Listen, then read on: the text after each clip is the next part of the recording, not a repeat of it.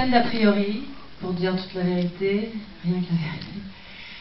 L'idée de, voilà, puis il n'était pas passé ce scénario par les courants habituels, des agents, de tout ça. Comme quoi c'est un métier où toujours tout peut arriver. C'est arrivé par l'ami d'un ami qui était là. Enfin bon, c'est un truc un peu compliqué.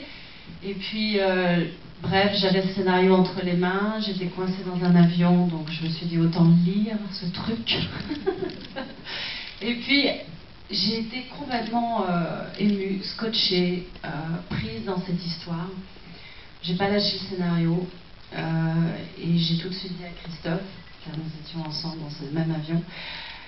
Franchement, c'est magnifique. Moi, j'hésite pas une seconde, je me lance dans cette aventure parce que mon rôle, les rôles, l'histoire, tout ça, c'est un des plus beaux scénarios que j'ai jamais lu. Donc une fois qu'on a ça en main, je sais pas comment vous dire, on dit merci, quoi, et on y va. Et puis après, bon, toute la suite. Et le film au résultat est vraiment à la hauteur de mes expectations. Donc voilà, tout ça est une aventure très heureuse.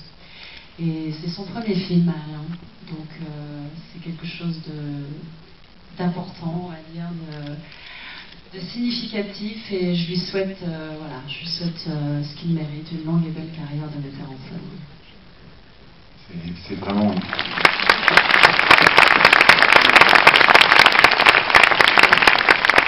On a été extrêmement touchés, troublés par la subtilité, le souci du détail, l'énorme pudeur, l'immense pudeur avec laquelle vous filmez cette histoire, et comment vous faites vivre ces deux personnages sur votre caméra.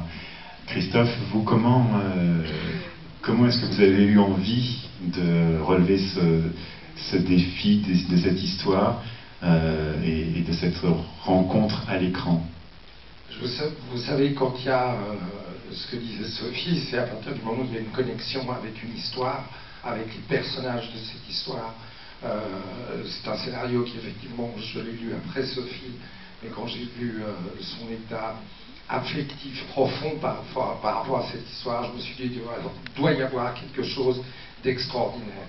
Et comme le cinéma, je pense, n'est qu'un véhicule d'émotion, j'ai lu ce scénario, j'ai trouvé la sensibilité du scénario, la beauté, le côté affectif, le côté émotionnel, tellement extraordinaire et tellement pudique que c'était un peu la même chose. Vous savez, je crois que dans la vie, il ne faut pas chercher à faire des choses simplement parce qu'on vous les propose, il faut les aimer profondément. Et ça arrive même dans un métier comme le nôtre, on aime à fond ce qu'on fait, ça ne veut pas dire qu'on a toujours la matière pour pouvoir exprimer cet amour et cette passion.